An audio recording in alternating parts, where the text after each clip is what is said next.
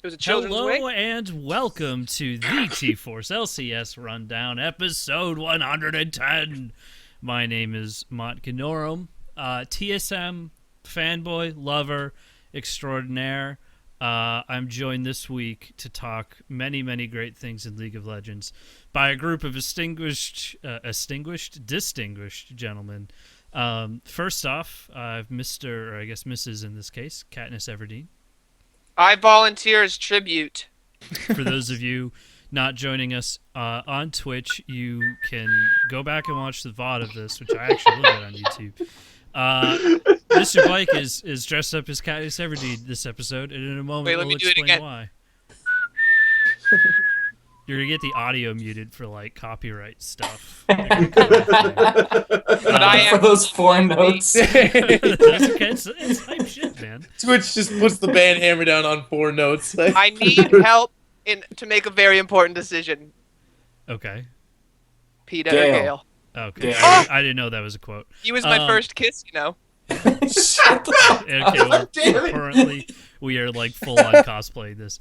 I'm also joined by Chris Ringler, dressed up like Chris Ringler, Odin, dressed up like Odin, and Sean, dressed up like Sean.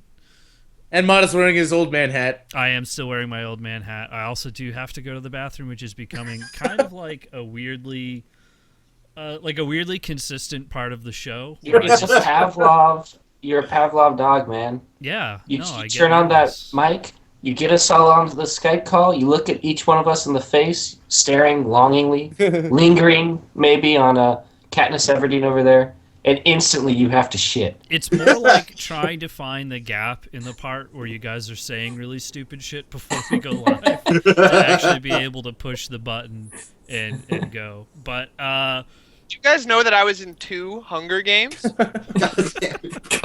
wasn't it technically 3? Unsubscribe from Hunger Games facts. Well, technically 1.5. So, for those of you wondering why our good friend Blake has dressed up like Katniss Everdeen this week, he did a lovely little thing that when I said I was going to dress up like Katniss Everdeen if somebody paid for it, he decided that he would do it if Cloud9 lost to TSM, which the week after that we didn't do anything for. We actually kind of forgot about it entirely. But then our lovely friend over at Reddit, I'm trying to find the user. I wasn't Snipe prepared Round. for His this. name was Snipe Round. There you The go. fucking bastard.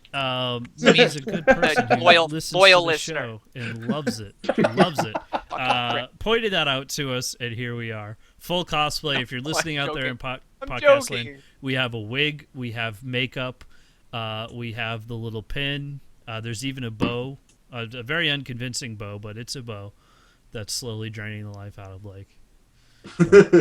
Yeah, it's let's just say it's choking the life out of me like it chokes the life out of my enemies. There you go. I don't know if Yeah, if bows you mean choke just people, like but- C9 choked in playoffs? Well, Shots fired. you know what, Duffy? Shots fired. There was Putting a- on this costume was kind of like a therapy for me, you know? Mm-hmm. And it kind of allowed me to realize that we'll get him next time. You know, Does it just kind of like remind cat. We'll they make it out volunteer alive. as If I have to tribute? eat You're some, gonna if I have to volunteer eat as some tribute? gnarly berries or whatever, I'll do it. I'm If gonna it means pull we'll an make it to echo. playoffs next year. I'm gonna do the reverse of Immortals and pull an echo out here and go back to where Echo Sean, Fox? attempted to make a really nice transition about throwing games and talk about the games thrown this week in the semifinals. So this week we saw H2K versus Origin in Europe. We saw G2 versus Fnatic. We saw CLG versus Liquid, and we saw Immortals versus TSM. We also saw the North American Promotion Series play out to see which teams were going to be either entering into or returning to the LCS. We'll cover that just before we hit NA. So let's actually start over in Europe this week. I want to start off with H2K versus Origin. So, spoiler alert, Origin took this series 3-2, much against the predictions of everybody here. We got almost all of these wrong, I'd like to think. No, I got G2 right. You did get G2 right, and I think I got CLG right. I forget which way I posted it. Yeah, we did. I think I said CLG as well. let's talk about this series. So I said H2K, the second seed, the favorite coming into this series, dropping to the 5th seed, I believe, Origin. Correct me if I'm wrong there, but Yes, I'm pretty sure 5th seed. yeah. Yeah, because Fnatic was 6th. So thoughts on this series? Friggin' Origin learned how to team fight suddenly. Damn. Yeah, Origin has really stepped up their game in these last couple weeks. I guess it's the Xpeke playoffs buff and SOAS playoffs buff. For real. Xpeke just put his experience into really pushing the team in the right direction, and they really brought it together. Really good play.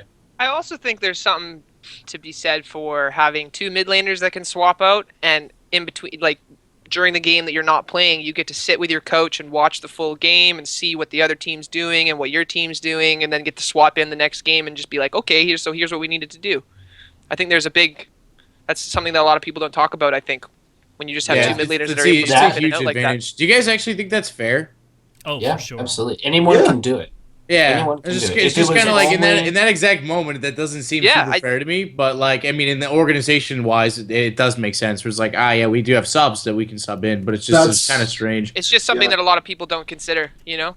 It's one think they thing that there's not enough. There's just the teams are figuring they just need one solid lineup, and that should be enough. But if you can get one other player that's on point, like that's just as good as your starter, having that ability to swap out is immense. Well, like in Is the it hot in here? Faker and Easy It's just Hoon me. thing too. It's Yeah. you're so hot, Blake. We get it. Anyway. No, I'm actually warm. I got 2 jackets on. It's all part of the Yeah, do you have like a allure. long sleeve on underneath too? It's a sweater. It's a long sleeve sweater. Oh, I kinda- That man. is- I kind so of actually ridiculous. wanted to ask you guys. The only thing I could see being sort of unfair about the ability to swap out players is budget wise. Like, I don't think so.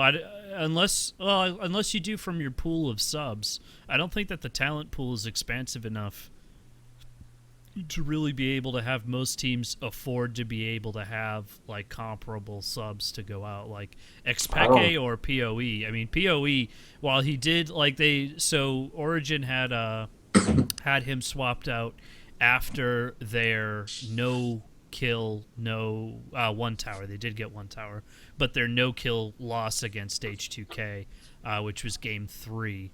And then Xpeke came in, but Power of Evil even swapped out. So it was only one game that Xpeke had to play in this, and that last game that Origin played was a stomp. So Yeah, it's I think it's a new and exciting strategy. I really want to see play out. I think that's Kind of really like when coaches came around too. Yeah, yeah. I mean, you can say it's unfair that they don't have the right players, but then it's like saying it's unfair that Origin got to have Mithy or Sven or PoE. Like, Yeah, the organization got on fair. board. They got the right players. They're within the rule set. They're able to do all these things. They're one of the only teams actually taking advantage of the rules. Good on them for being able to do that in the first place. H2K has the ability. I mean, Soren's a free agent. If you want a comparable mid laner, you definitely have them available. Are they that great? No. Is that, Ornihan's fault that their owner happens to also be a solid mid laner? No. It's like the whole, it's you go to soccer, it's Barcelona, Real Madrid. People can rage about them, about having all the talent, but they were the ones who were willing to invest the money to get the better players and to get the better infrastructure. And it's everyone else's fault for not stepping up. Well, I think that's cool though too, because I can't wait to see more of that. Because I do think it adds a way different feel to the game. Like, I'm actually really surprised CLG didn't do that more often when Hui first joined. Like, they just pretty much only played Po Belter and never swapped Hui. And when I thought they really could have and really developed 2 different types of teams. Because like it's now important enough that Riot's even mentioned it in their skins for SK Telecom that they're doing an Easy Hoon skin because they thought he was just as important as Faker was throughout the whole series. So that was pretty cool. Like, even though he's technically a sub, they're getting 6 skins instead of 5 because he was so impactful. Are they doing 6 skins? I thought they were Yeah, doing yeah, they 5. announced that they're Yeah. doing an Azir skin. They're going to be doing an Azir Easy. skin for Easy. Well, the boy deserves it. I mean, I know, he really Yeah, does. He's agreed. amazing. So like, it's kind of cool to see the game really develop and shift to where we're now having like subs played in the middle of a game. which is just or in the middle of a series, which is cool. I mean, he's no faker, but throw up the boat. I guess we'll just throw him on his ear skin. Fucking wrecked. It'll take us 3 minutes. Just give the boy what he wants. Just stamp an SK Telecom skin on it. We're good. Speaking of amazing, really great performance out of him in Origin this whole series. Some really good games on Kindred. Just stellar play. And he said some interesting things in sort of the pre-matchup, pre-recorded interviews that they had, where he really talked about there not being a huge difference in the season versus the playoffs, and how the season doesn't really matter, and as long as you get into playoffs and get a decent seeding, everything that happened there doesn't really matter. And I mean, here we go, a team that was number 1 last season went to 5th seed this season. Just really overall disappointing performances with the new mid laner, and now here they are going into the finals. Do you think that this is an Origin that's going to do particularly well against G2, which we'll talk about their series just in a minute here, but how are your thoughts of them advancing into the finals? I have no idea. I think it's gonna I can't call anything anymore, man. Like it doesn't work that way right now. We figured out that we know almost nothing about League of Legends coming into this playoff because everything we've called has gone the opposite way. I think if anybody's sitting at home right now and thinking like, oh, no, I called all of this. Like, I knew TSM would win. I knew that Origin would be able to beat out H2K. Like, I think everyone was really surprised at how much, a new patch, the playoffs mentality, really took effect on these teams. I don't think you could have called this. Definitely none of the casters were able to get this one right. So if the people who are actually getting paid to do this for a living aren't able to cast or make these predictions accurately, I can't really hold any of us to that. Wait, Mott, what you mean You mean we're not getting paid? Yeah, wait a second. Where are my mouse pads? I was promised Why the mouse fuck pads. did I dress up, Mott? What the fuck kind of sick joke is this, bud? Wait. I was paying you for that. That was personal. You're paid with the admiration of fans. That make you dress up as Katniss Everdeen. The admiration. Can make me like dress a whore up as for no Katniss money. Everdeen's One snipe round, fan. damn it. Blake, you get one fan now. One single fan. Let's be fair. I hope I've earned it. Cloud9 made you do this. Hate the person who did this to you. Bank balls. Bank balls and lemon. Let's wrap around to this concept of Origin versus G2 after we talk about G2's series, because I do want to get everybody's probably inaccurate predictions for the finals, which will be played in Rotterdam later on next week, which is going to be exciting. But let's hit up G2 versus Fnatic. A much different series. 3-1 G2. Very convincingly. Blistering. I don't want to talk about it. This is how it should have happened. This is what was supposed to happen before for Vitality. But Vitality dropped the ball, so G2's just like, whoa. Fnatic? No. Fnatic's like, yeah, we're just going to eat a whole bunch of Taco Bell and then go to sleep naked. And they end up shitting the bed. Like, of course. It's like, what do you think's going to end up happening? As soon as you said Taco Bell, I knew where it was going. They shit the bed so hard, man. Like, oh, well. It's about time they get knocked a little bit off the high horse. But damn it! Did not think that was going to happen. Yeah, so G2 really impressed me in this series because even in their loss against Fnatic in Game 2, they were still making very intelligent decisions about how exactly they chose to trade objectives in like losing situations, and kept pretty competitive throughout the early into the mid game. But the rest of these games, I mean, Kikis wasn't too much of a reliability with really good games on Trundle, Echo, which should be kind of an insta-win anyway. But I mean, you saw pretty good play out of Trick, out of Emperor. Perks did pretty well as well. It was like, I just kind of felt like this was overall a pretty well-rounded series for G2. And when you couple it with the fact that they've now walked over both, well, the 6th seed, but a very dominant 6th seed, and what was the other team they beat? Oh, no. Vitality lost to Fnatic. They're in a very good position going into these finals, and I felt like this series really cemented that they deserve to be here, that they're not just sort of a one trick out of the jungle wonder, and that they've actually got some skill and some like greater meta awareness to them. So it's a legit brand new organization that I'm excited about. Yeah. So did you guys notice the new graphic that kept popping up after team fights showing certain players' damage during that single team fight? It was great. I loved it. Yeah, so I loved that graphic, but in this G2 Fnatic series, they kept using the graphic, and the graphic shows the AD carry, the mid laner, and the top laner. And you look at the graphic, and then Fnatic is always doing more damage in these team fight damage graphics because G2's graphic doesn't show Trick at all, who is winning the team fight for them. And it's just like, yeah, I know Kikis is the top laner, but he's just tanking. He's not doing damage to win this team fight. So that I loved the graphic, but they really need to add Trick in for G2 games. Like, he is so much of their damage. He's played so well in this series, especially. Yeah, I wouldn't be surprised if they start, clearly it was just rolled out for this past weekend. If they change it so that it's the top 3 damage dealers on the team in general, which I think for the entire season has probably been Trick, Perks, and Emperor. So I wouldn't be surprised if they changed a little bit. But it's a nice little mechanic. I kind of wish they honestly just had all 5. Yeah, because I don't see why they can't do all 5. Yeah, you're already covering the screen anyway. You might as well just pop on the other 2 rows.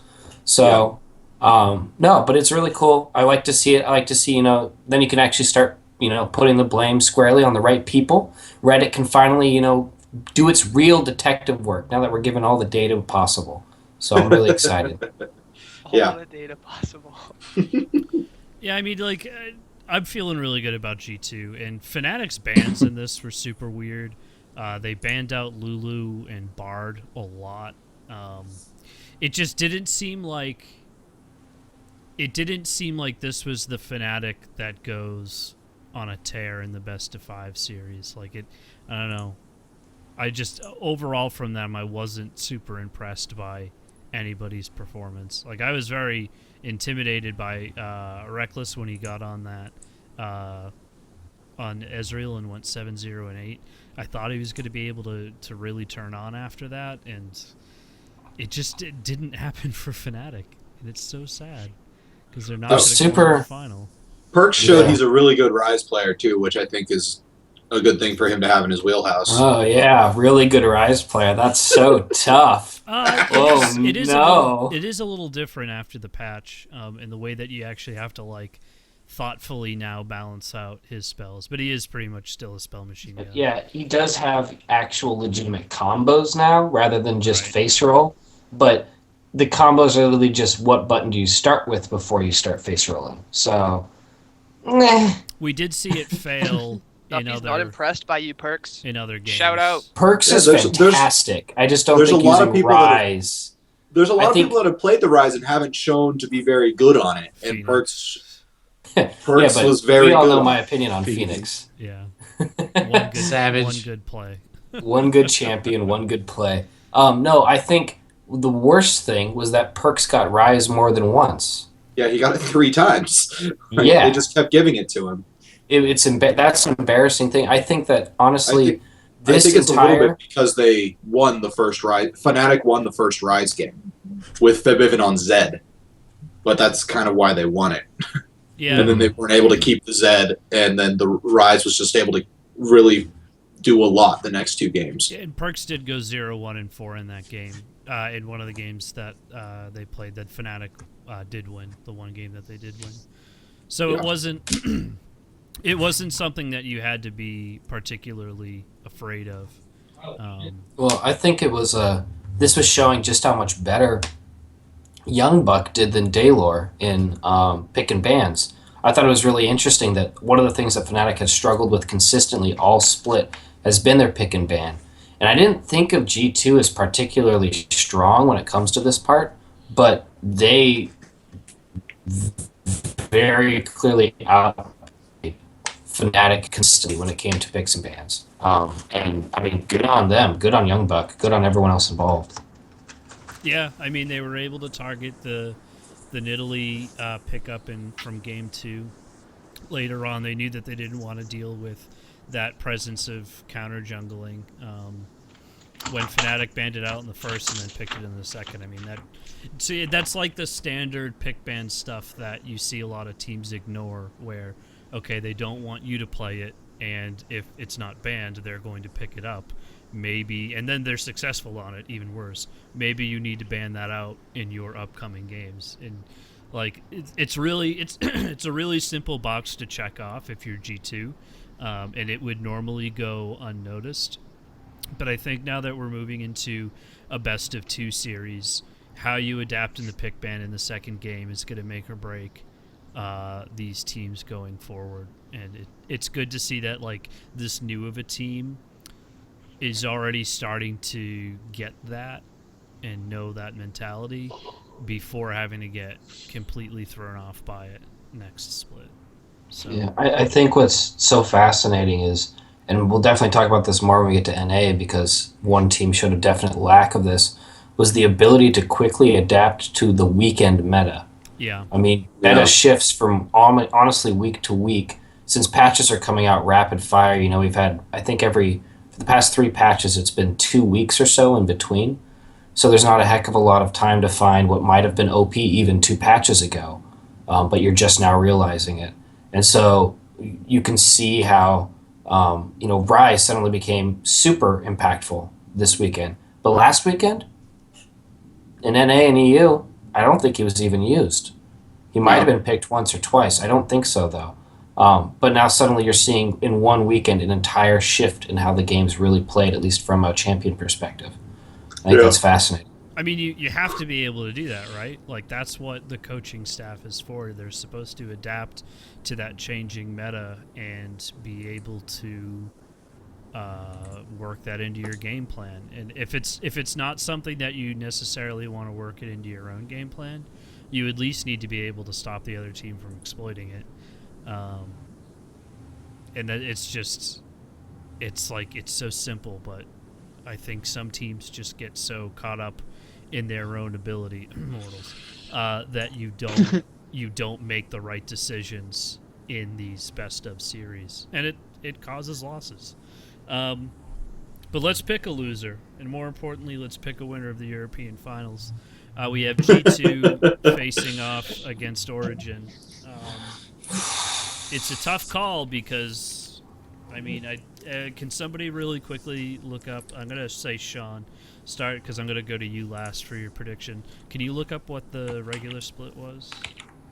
Sure, I will. Probably should have done that before the show, but I had to poop and fix. It was 1-1 Fnatic and G2 because that doesn't give us anything.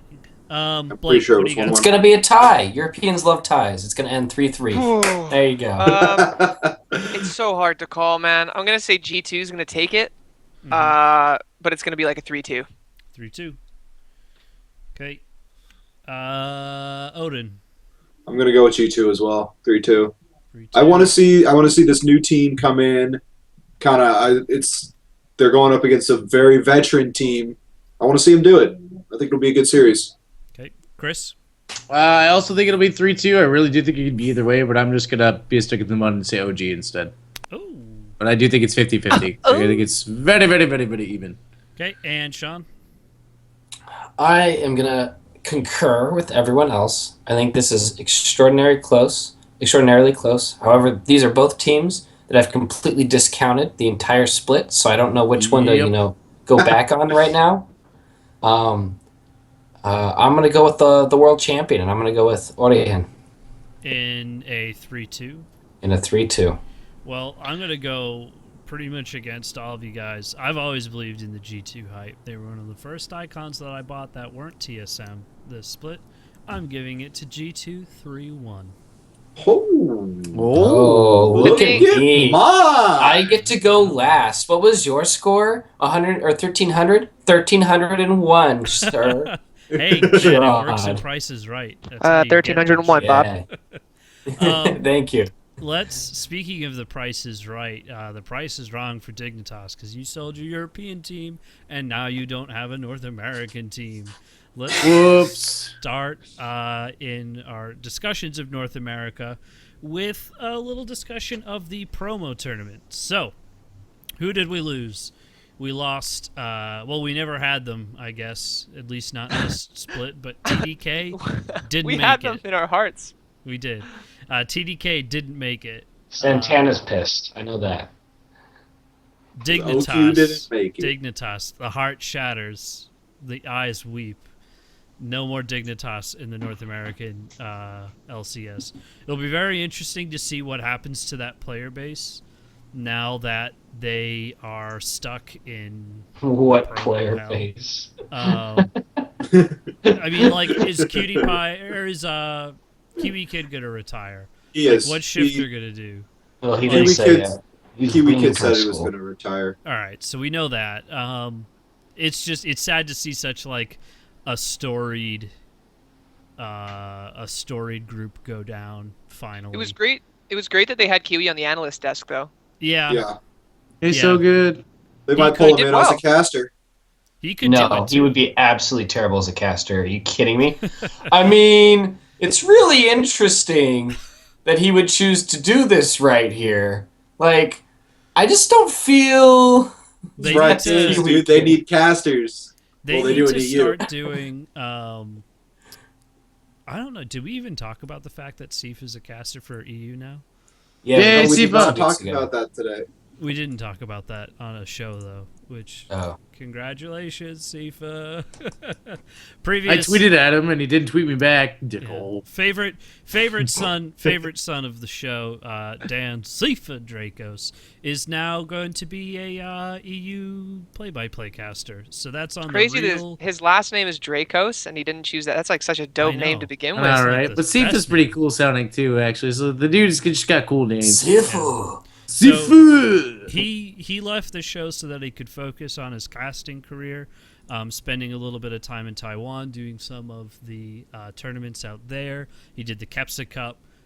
He was on the desk at, I think, one of the IEMs with the likes of Monty, and now he's all the way up to Riot officials. So congratulations to him.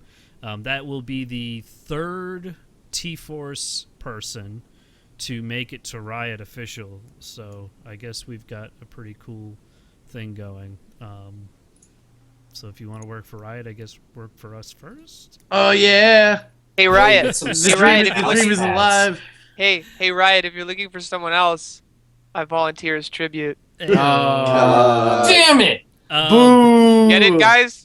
Because I'm dressed up as Katniss from the Hunger Games. I thought you were Laura Croft this whole book. time. But so let's talk about the teams that made it through the Hunger Games. We've got Apex, new team joining. PETA's here. Where's PETA? Damn it! Saint Vicious's team making it through. You'll know Cop. You'll know X Special from that team coming by. Didn't Cop look is as not good. on that team. Cop is not? I thought he was. Cop is on that team. Cop is the coach Chris Cop Chris. Who's Cop coaching again? Wasn't it Echo Fox? Yeah. Yes. Yeah. Echo Fox. Yeah. I got you, Holmes. In mid lane that we've all know and love and can't wait to see what weird ass fucking champion picks up in mid lane. Is it Urgot? Is it Jarvan? You won't know until next split. Nami mid incoming. You heard it here know first. It will tilt Bjergsen. I mean, what are your thoughts on Apex? They didn't do too well in this tournament. I mean, they made it through, which is pretty great. I thought they were going to do better. They were the best of the worst, is how I'm going to say it. Like, they're going to be... I'm calling them to be last place this next split. It's With how very they- possible. Tip's still last place for me, but Tip didn't look too bad by comparison. yeah, but who did they play? Apex. They beat Apex. Oh, you're right. For some reason, God, I thought what they a- played TDK. I That's right. It was They played It was Apex. Renegades Game, versus man. TDK, which is a But weird matchup. I don't know. They've got decent talent. I don't know how well Saint does as a coach because I can't see him actually sticking to it for more than like 3 weeks before being bored, like he usually does. Coach So Gravity all the way to the LCS. now he hired Last Shadow to come help for a while because he couldn't do it. What did that end up being, a nightmare, or was that something? Yeah, that's because he's a happened? terrible person. So it just ended up crashing and burning. And then they've got a mid laner who refuses to play normal meta champs. I mean, I don't know. I don't see them being better. They won't make playoffs. They won't No. make playoffs. I No, I can they're see them doing a last. spoiler role. They're going to take the They won't spot make for playoffs. Renegades because Renegades is better You than mean the second best team in NA? Of course they're going to take relegate It's spot. also like it's kind of unfortunate for Keen. He's getting back into the LCS. The split we're going to best ofs, so it's like he's not even going to be able to cheese as much. Mhm. Well, no, you his mean cheese isn't. So he picked in this tournament. He picked Jarvan into Azir. You tell me how Jarvan is good into Azir when Jarvan cannot get pre-6? through the wall.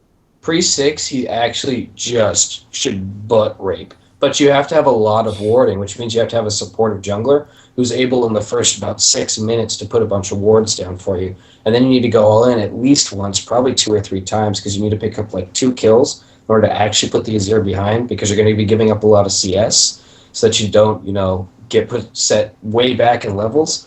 So it kind of works. The moment but he the hits second he hits 6, 6, it's over. the moment If he you're not hit ahead by 6, then, he yeah. could not get into any team fight.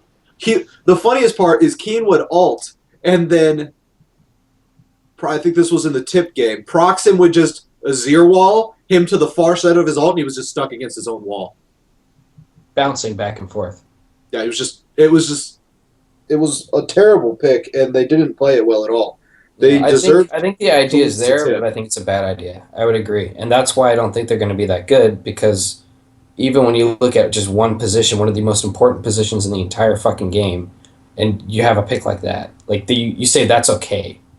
Like, I think Irelia would have been a great pick for him into Azir. Yeah, I could agree And with that. I'm really sad Santana's not here to tell me why I'm wrong, but I really think Aurelius would have been a great pick because it has all the same benefits that Jarvan gets you. You get great early ins. You can crush them early. You're tanky early. And you don't have to worry about getting completely shafted in a team fight. Yeah. Yeah. So, I don't know. I don't have a lot of confidence in Saint Vicious, and I'm sad that he brought some pretty interesting talent along the way to this Suckfest, because I just don't see this team finding much success. Saint's a good coach and challenger. He's gotten 2 teams to the LCS now. And what was the Then other he team? gets bored and leaves. Gravity. He got Gravity to the LCS. His buddy Keen, homie. Yeah. Yeah, Gravity, and Yeah. much like Gravity fell so hard. He Gravity looked really good for half the split. Yeah, They half had the some split decent is- players. is a They great- made it to playoffs. I thank you for Hanser. I appreciate it greatly, but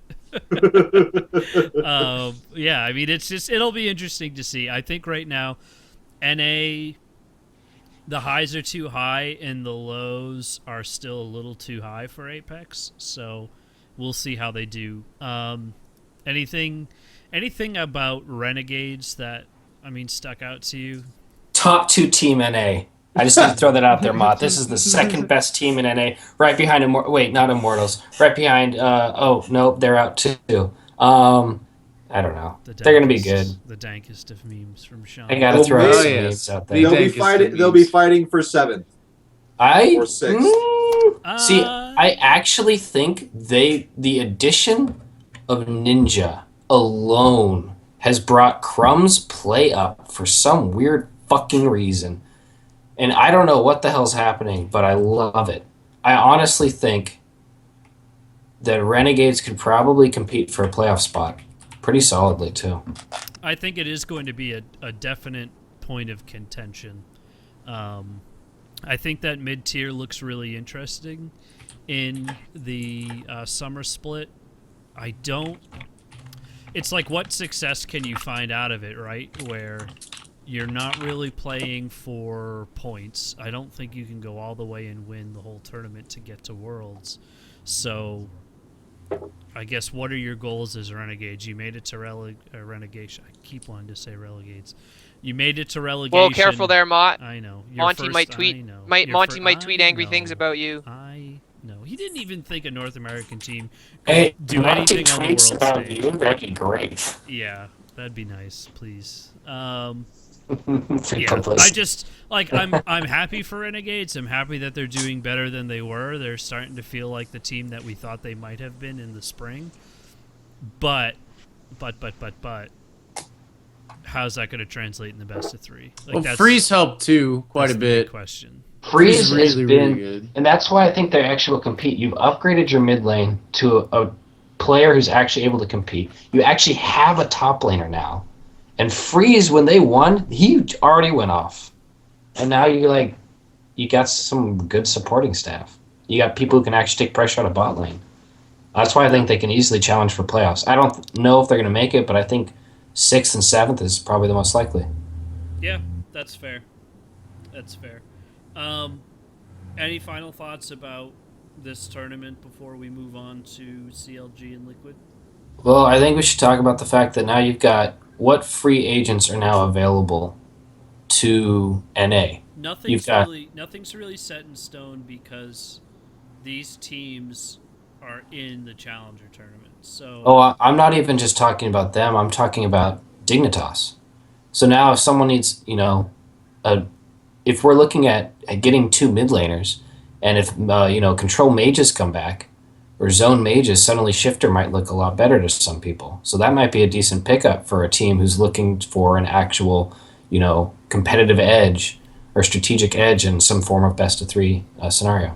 I don't know how Shifter's career is outside of League of Legends in terms of sponsorships and streaming though, but I guess if you're a player like Shifter and you've been with the organization for so long, and they're going to keep paying you, unless the team moves you forcibly, do you make the choice to leave? And while pretty much the rest of your squad, the Dignitas squad, is either gone or on teams who are in kind of similar positions, Crumbs is sort of the lightest definition of that. What do you do at that stage in your career? Do you try to go to another team, or you just ride it out as long as Dignitas lets you? Well, and then is Dignitas even really going to exist in League soon? They're gonna. Do they have any money? They've got a challenger spot. They have a challenger spot, but I mean, they probably have a couple more kicks. Because I know Dignitas has some teams in some other games. I'm still pretty sure, but they've a ton. Yeah, no, Dignitas has been around for a while. Yeah, for a long time, but they have been pretty rocky in pretty much every game, if I remember correctly. I haven't seen them win anything in any game in a very long time. So they're such an old name that they still have fans. They're also a European organization, so we don't necessarily see all the stuff that they have. Okay, yeah, I did forget that they're European because they have been around for a very long time. But are they really going to keep the investments of a league team in a house for a challenger team? It's not. So they have enough investments, and if there's not enough downsides for them to have one, they can keep a challenger team and not have too many diminishing returns on it. And if it makes it back in, then they can get a spot back. I think they probably keep at least one league team because it's good to have face in as many games as possible. Yeah. Yeah, they only had one. But that's what I'm saying. In every other game that Dignitas is a part of, Dignitas is one of the most diverse companies when it comes to games. They have teams in more than just about any other. So I think they'll keep a challenger team. It might not be amazing, but they'll keep a challenger team. I want to share something really fucked up with you guys right now. It's topical and it's fucked up. Love it. I love it already. Let's do it. So I went to look up Dignitas's website so that I could find out if they what their status of their other teams are. and I found a very different Dignitas. Now I'm going to share it to you guys. Hey, you haven't seen this yet? Dignitas. This is an old meme. To live with dignity, to die with dignity. Dignitas Germany apparently is a company that does assisted suicide. It's a Swiss rather. Oh my god! It like no, it's this has been a meme group. for years. It's an advocacy group, but like this is the weirdest thing that when you Google Dignitas, this is what comes up. I didn't want to click this. Work on your SEO, guys. Come on. They have YouTube videos. Is pretty funny though. TeamDignitas.net is the website I did want. They have a comic book drawer. That is an interesting situation. But let's talk about the team and not how weird that stumble upon was. I could not bring that up. Hey man, I've seen some fucked up shit. I've seen a lot of people die in those 2 Hungry Games. Damn And it. this is right up there with it. I've seen every single one except for that one. Yeah. What? Yeah. Which one? The one where I was in the 2 Laura Hungry Croft. Games? Fuck you. Yeah, I don't even want to talk about Dignitas. This is just making me sad. Like, Yeah, I was there's nothing there. I didn't get There's to watch. nothing there. I didn't get to watch the series, and then I got the notification on my phone that the series was over, and I saw that they fell, and I was just like, damn, Gordon Ramsay. Yeah, I definitely did too. It just sucks. And As much as they don't deserve to be in right now, like they definitely are where they should be. But Well, what's it's sad worse to is see. they lost to the only other team that was relegated. Yeah, Like, Yeah. damn. you lost to the worst of the worst. You're the worst of the worst compared to the worst. Mhm. But speaking of all of those words, let's talk about CLG versus Liquid. I'd like What to a start hell- off by hell saying of a I was the series. one that called this to the T. To the T, So Blake we called this. both did. What the fuck? Did you as well? I don't pay attention to what anyone else says except myself. I think I That's- said 3-1. That's Podcasting, fair. Blake. That is super fair. You've graduated. Pretty sure I That said is 3-1. But Mott, I want you to bask in the fact that Team Liquid actually played quite well. Yeah, this is what's fucked up to me is that, like, I did not expect Liquid to do anything close to this level of play. And in the post-game interview with Darshan, he's kind of just going over the series and, like, he was surprised that they won. I mean, man, this first game, only 1 kill on the side of CLG, and that was a game where they got Echo, Nidalee, Rise. Like, those are Nitpick was huge- bad. Yeah. Huge picks. But Nidalee's good right now. Like, the counter jungle is real. It's a huge pick for anybody who can grab it. And, like, considering that Graves and Gragas were both targeted, like, that is up there in your tier of pick. No, I would completely agree with you. I just think that was a bad pick. And what I liked about this series was it showed that whole meta thing that I was talking about. How you saw Nidalee pick that first game, and then what happened to her. Well, They decided it wasn't worthwhile. They banned her, so it was worthwhile enough, just not for them. Mm-hmm. Right. And I think that was good. On the same, well, it was on the same line of, I'm just talking fucked up pick and ban. Why didn't Team Liquid ban Echo 3 games earlier? Perhaps. Because Maybe they probably would have won They the won series. the first one. They walked over the Echo in the first game. Mm-hmm. But then I they think didn't they walk over the Echo in the underestimated. next 2. Right. And they continued to ban the Tristana. And the Echo completely was the reason why they got, well, a big part of why they got trashed, because Darshan can only really play him right now. Yeah, and it is surprised that they still targeted that lane. I mean, we saw some Tristana bans in the Immortals TSM series as well, I think. But the Tristana ban, and I'm speaking of Game 3, which was a CLG win, Team Liquid's bans, by comparison of the game previously, Game 2, where CLG did win. I mean, you let that through. You got Poppy instead. Like, it's not... It just didn't seem like the best of ideas for them. But Liquid didn't look bad in this series. It's just when CLG looked good, they looked really good. No, And when Liquid looks Liquid amazing. good, Like they looked did really so good for the rookies they had. Like I remember Jacob Wolf giving them ninth place this year, rating them at ninth place. Then they just proceeded to just. I see why. Yeah, I know Yeah. why and everything. But I just love that they're just like, nah, we're actually really good. Like Matt's from Hawaii, played on like 250 ping his whole life. Like comes out here, does really well support. Dardoch and Lurlu were really good. Lurlu ran Dardoch or ran just Darshan. He gave Darshan like a really hard time. And I would say Darshan is arguably sort of the star of CLG right now. They were really good. So I don't know. I was very impressed with how Liquid still did super well this split, even though they were looked down upon essentially, and they had a lot of rookies. Like I'm really excited to see them get better because that was a hell of a series. When they started the season, they looked like shit. But at least, two of the most important spots. And Dardoch has been phenomenal. Dardoch fully deserved his what he got. Lee Sin plays too just are so good. Dardoch is one of the best junglers, I think, in both LCSs. Yeah, I think he really showed it. But then he also showed a lot of, rookie mistakes in this series. So they've got a lot of growing to do. But this is a team that maybe, just maybe, can get third place next split instead of fourth. That's all you got to hope for as a Liquid baby fan. steps. Just go with little baby steps. I think you've been like baby stepping on a very slow treadmill for a very long time. As a Liquid fan, the problem is Liquid can only travel downwards, by itself. Well, the good thing of if you're a Liquid fan, honestly, this is gonna be kind of sick because all right, so what your bottom level is, right? It's fourth place.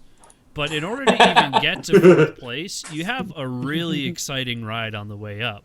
You've got a very decent split. You've got at least to the semifinals. That's a ride right there. Now, confirm for me, they do have to beat Immortals to get that fourth place to get spot. Third place. Oh, to get third. They lose, wow. they get fourth. Yeah. Yeah. Oh, Jesus, this is a thing. Yeah. No, it's a big if. It's the an if funniest. now. It is definitely the funniest curse for sure. Just the fourth curse. So tell me about your thoughts on CLG going into the finals, because when they were bad, they were bad. I think we saw all parts of the spectrum of CLG in this last series. CLG history lesson. It really was. We started off with the Hotshot GG era, which was, oh shit, we're getting our shit shoved in. And then suddenly, oh, we remember how to play. Oh shit, we forgot how to play. Here's the Link story. Oh, cool, we got double F back and we win the split. It was in game 5.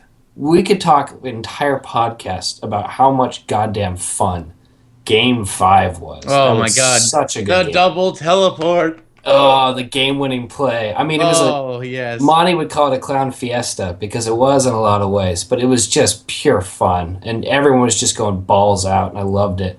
I think we still see that Darshan doesn't appear to like to play anything that doesn't require, at least some amount of strain on your wrist.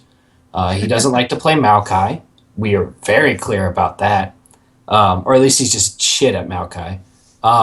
So I think if you're going into a series with them, which I think one other team might be going to, and we might talk about them soon, you get away the Echo, and suddenly CLG I think looks a lot more suspect. However, what we also saw from them is I think they can play around it. They can definitely, if they don't get the right picks on Darshan, their macro understanding and play is still really, really damn good. But I still think it's nowhere best near as good, right? Their victories were nowhere near as clean when he was not on Echo. That's what I'm saying though. Even if he's not on his best champion, CLG is able to work around it. Now, if you give them power picks, bye-bye. Absolutely, 9 times out of 10. But I would word it differently. I wouldn't say if he's not on his best champion. I'd say if he's not on his only champion, the rest of the team has to carry him. I think his Poppy was actually quite underwhelming in that 5th game. Well, I mean, I don't think it was that great either. Bad, but I mean, power picks though, like Callista, power pick, Rise, power pick on this patch, Nidalee, power pick, Echo, power pick, scoreline 1, to 12. Ban one champ and nullify an entire lane and strategy for that lane. Yeah, and that's a big problem with the mid lane too. Is I think CLG's caught a little bit with its pants down in regards to what are the meta picks right now. Who he has always had a champion kiddie pool or champion puddle. He's never had a big pool. Even during the split, as things came and went, he still only played like 3 or 4 champions consistently. And it was like Lulu, Corki, and now Rise is what he's pulling out, and LeBlanc. Like that was it. Yeah. He doesn't really play much beyond that. I think that's very, very concerning because I know Bjerg's got a good Rise. Yeah. So that's something that TSM can either ban or just first pick themselves. And now you force Huhi onto a suboptimal pick in the meta because he doesn't necessarily know how to play anything else. So I do think that CLG shows some very clear weaknesses or exploitive points in their play. That being said, they do have a week to shore it up, and I still think their macro play is the best in NA. So if they're smart, they might be able to make up for missing 1 or even 2 of these power picks. Will they still pull it off if that happens? I don't know, because I don't know if they can pull out anything else. I don't know how long. It seems to take both Darshan and Huhi a long time to pick up a new champion, to a point where they can be played on an LCS stage. So I don't know if they've got anything else in their back pocket. I think those are very, very concerning points, despite this win. I don't think this TSM CLG series is going to be as close as as the CLG Team Liquid one. I think TSM is going to take this pretty handily, like 3-1. Just because I think they're going to be able to. They're going to look at that Team Liquid game and go, "Wow, Team Liquid, you could have totally won that if you're pick and ban. You didn't, for some reason, prioritize banning a Tristana over an Echo in Game 3." And they're going to go, "Oh, so all we have to do is ban that Echo."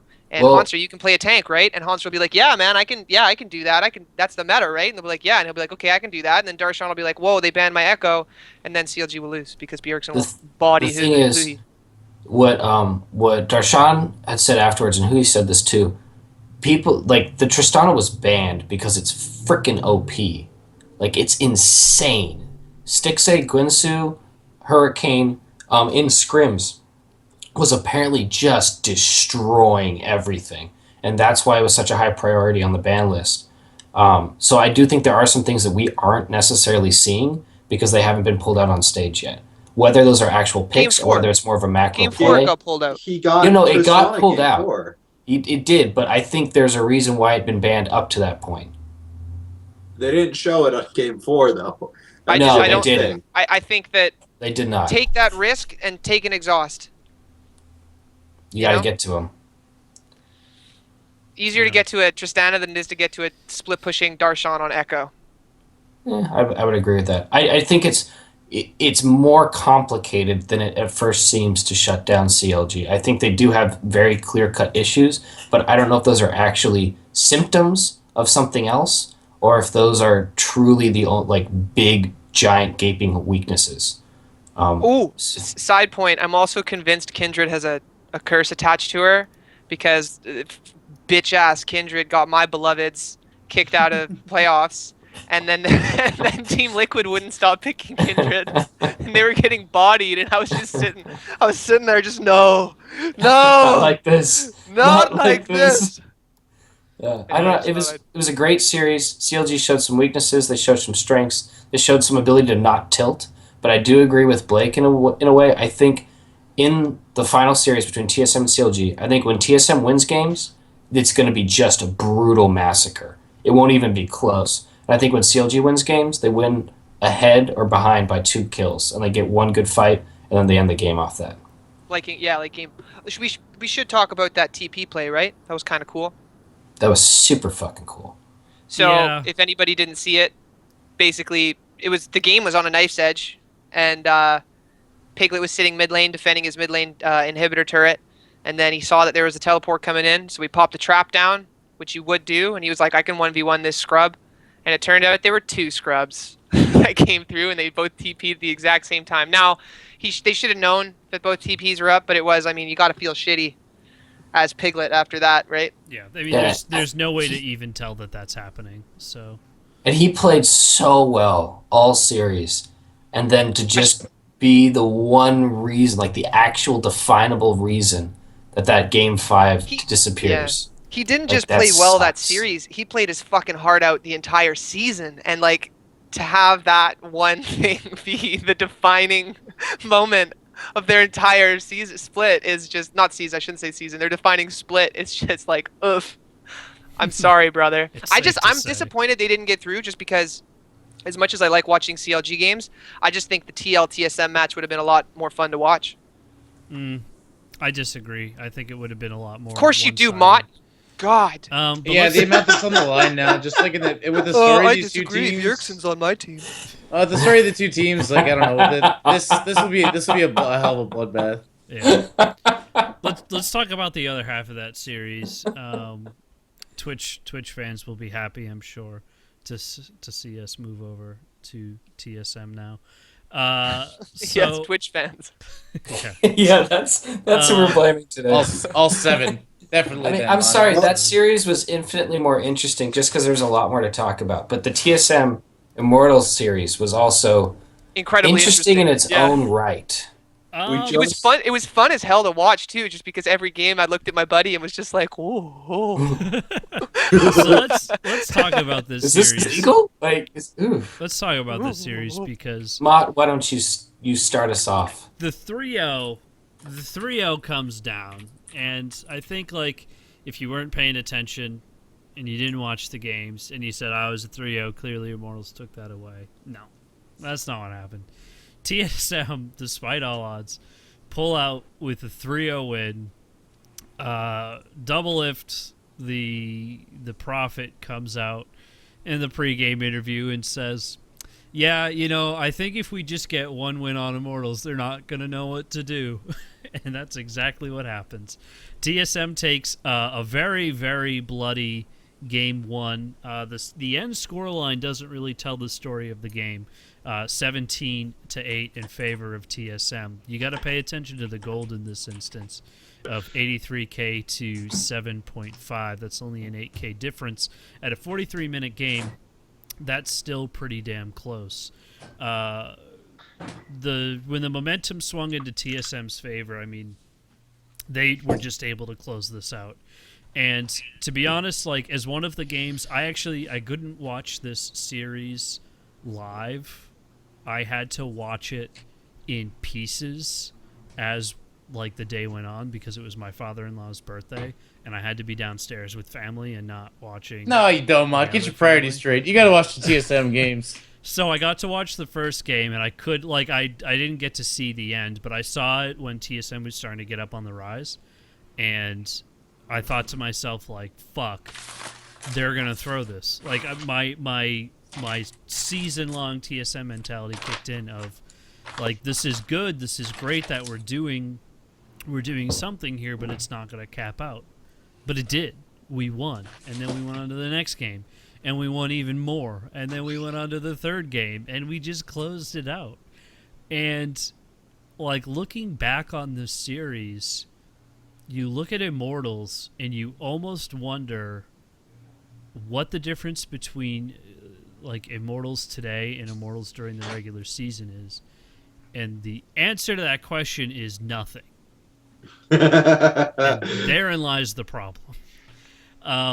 You can ban a Soraka and Adrian has to pull from a shallow pool.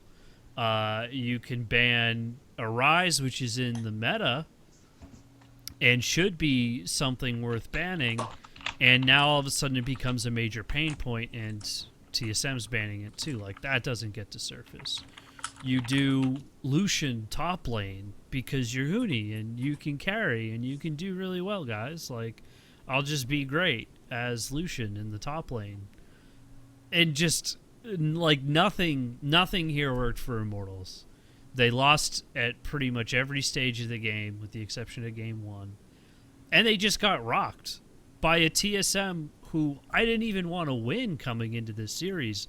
Like, I thought Immortals was going to be a good enough team that they could really put down the hammer on TSM, win a convincing 3-0 series, and then be somebody awesome to see in Worlds or in MSI. But here we are. I mean, does anybody have anything intelligent played- to add to this. No, just I don't kind know. of Just zoned it's- out. You were talking about TSM, and Bjergsen Yeah, we is sort my of just god. don't hear it. Yeah. Bjergsen I is saw my Bjergsen's hero. Bjornsson is the greatest mid laner of all time. I think you did a very succinct Wait. summary. You got to put in some of your impassioned speech, which is only fair because Ringler and I like to stroke each other's dicks about CLG. All night. And TSM played phenomenally.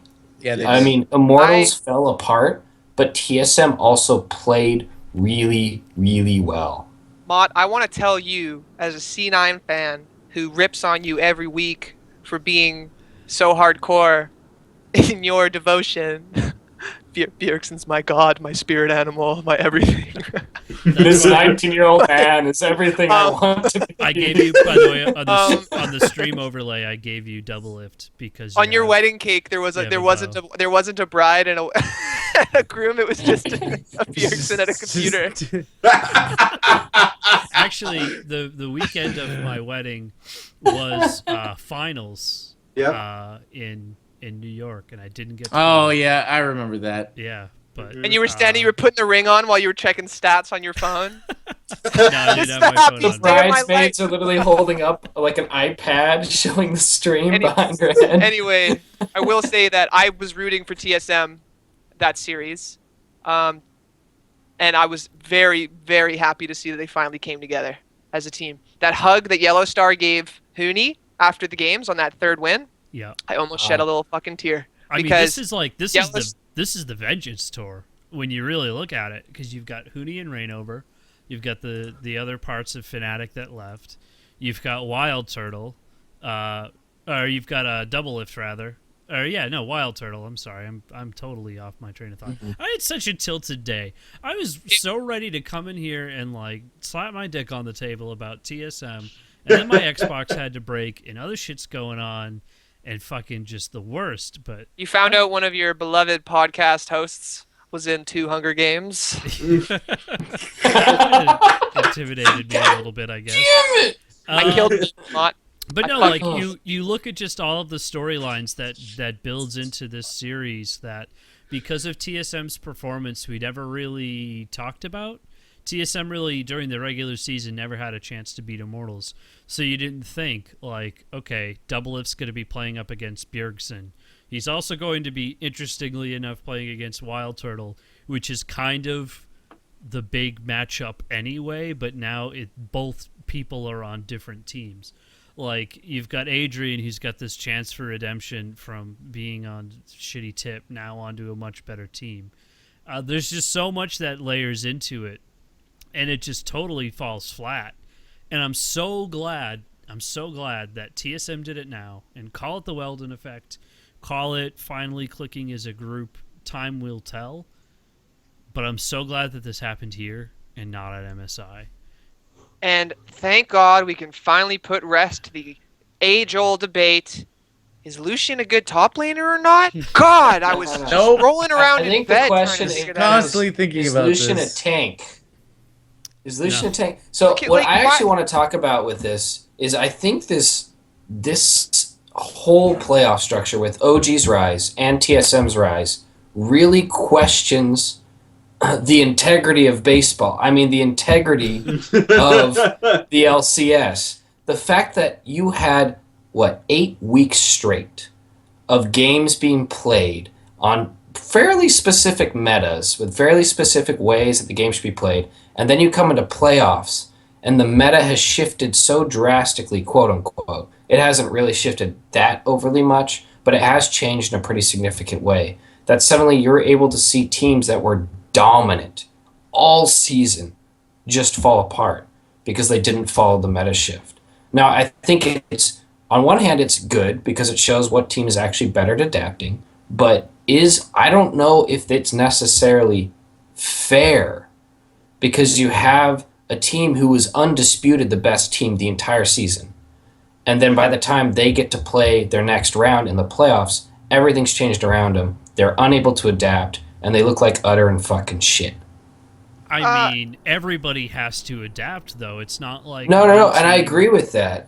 But what if, a team happens to be better set for this sort of circumstance, like TSM is? Haunts are, able, willing, knows how to play tanks. That obviously is much better right now than during the entire season where Huni could get away with playing these carry tops. And now suddenly his entire champion pool, which he focused on, is pretty fucking garbage.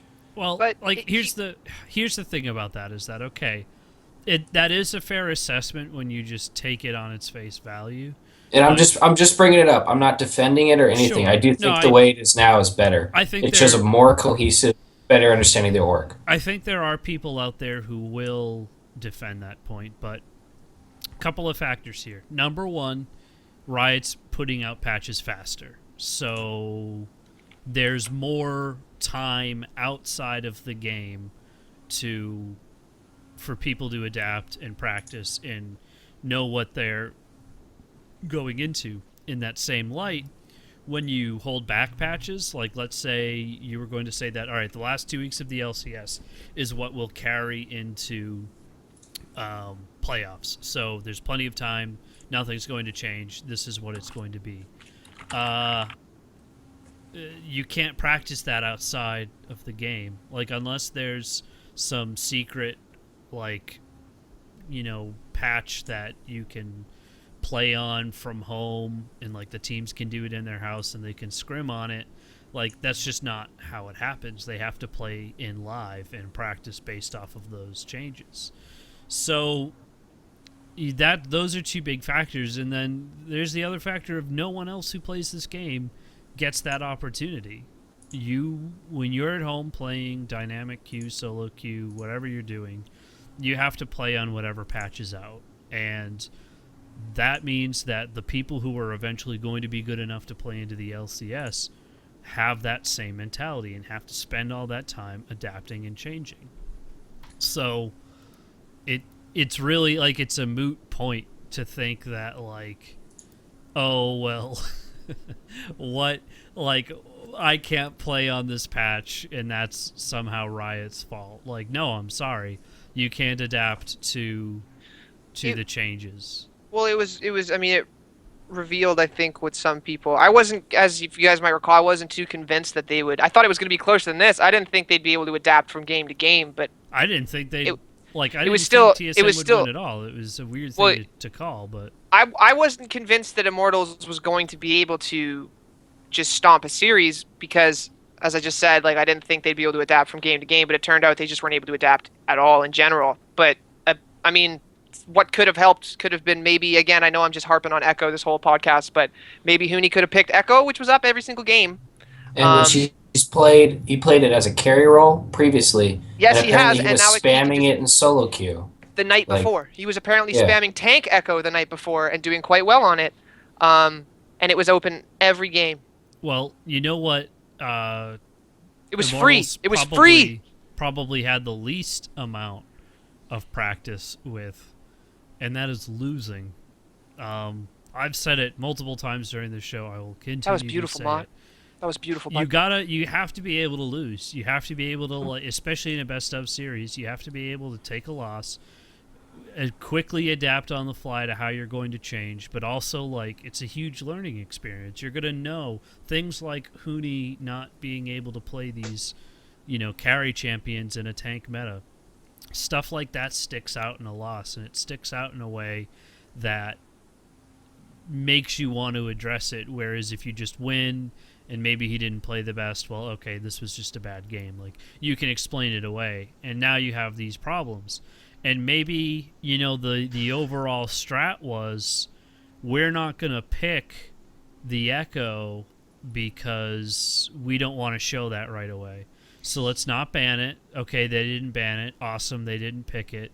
Let's hold on to that because we're going to be able to pull that out if it goes to game 5. We'll be able to play this. We'll be able to pull this out game 4, right, guys? Yeah, right, guys. And now, then you get guys? into you get into a tilt Hello? scenario. Team. Why are you leaving? Where are you going? You get. Why is Yellow Star hugging me? Help! Yellow Star, why are you here? You get into Wait a home? minute. Why are we walking over there? Hold on a minute. Are you taking me back home? Oh, did you guys give up? Oh no, hold You on. surrender now? They're gonna interview we me. beating They're you gonna too badly? interview me. This is a good thing, right? You only interview when you win. I straight up just blacked out for a second. I'm so glad you're here. I'm so scared. I Wait, blacked out for about 90 minutes. It was all a For about dream? 90 minutes Oh, exactly. I I blacked dreamt out. we moved to NA. Rainover and I. Wild I'm so Turtle. glad we're back in Well, and EU. then- Wild And then Turtle, you- why didn't you switch with me? Jim top Then lane. Yellowstar came and he hugged me and he whispered in my ear, "It was me the whole time, bitch." Takes off the Jin mask. Say my name. Yeah, I mean we're You're nothing without me. just grinding it. We're grinding it into the dirt at this point. That's what I picture Yellowstar just whispering into his ear. This is for your insolence.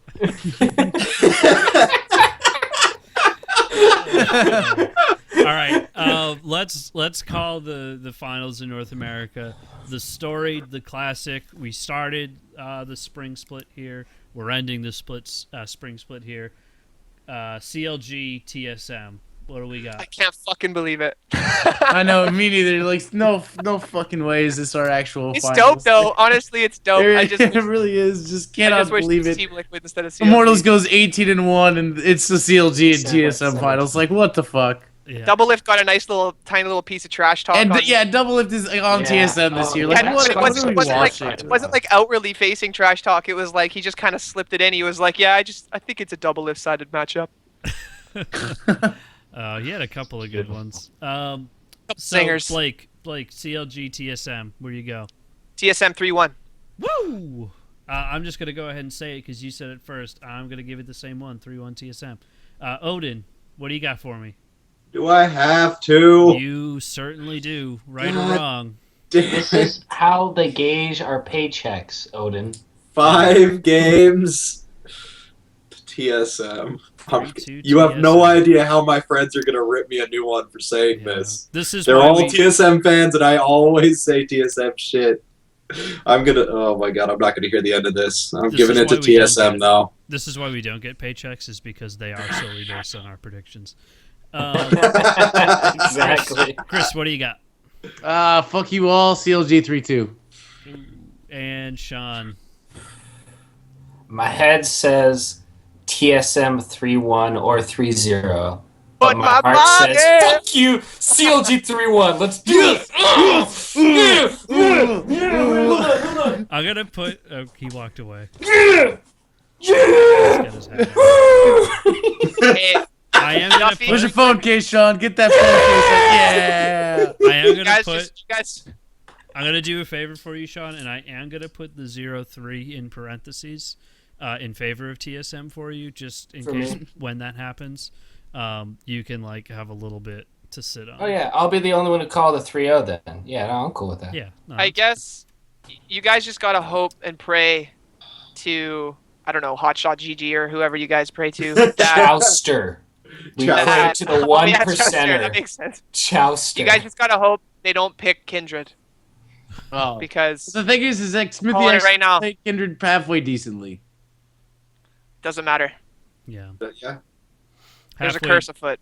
Halfway decently. Hey, is only Sejuani's getting strong issues again, and man. anger. And my District Right. 11 doesn't have that kind of medicine. Let's God not damn talk it. about Sejuani. Let's not go there. Let's not do that. See, unlike you, I'm not tilted by those things, man. X-Smithy's got a solid Gragas and a solid Sejuani. You miss a couple of volts, you become, it's like hi, my name's Greg, I've built 1,000 bridges. They used to call me Greg the Builder, but fuck one goat, and you just become the goat fucker the rest of your life, Like, X-Smithy played Maybe. phenomenally on Gragas and What the fuck Sejuani you for talking so about, long, buddy? and then he missed a couple of volts. Have Duffy, you never heard that? you lagged never out heard for a that. second. So You all like I that? heard was, you fuck one goat. Well, this has That's been beautiful. episode 110 of the LCS Rundown. We will see you next week for finals. Can you guys For just more make goat sure, fucking, apparently. just make sure nothing happens to my younger sister, okay? Just The make one sure. thing. Kill it, Mom. Tell that weird cat. Tell that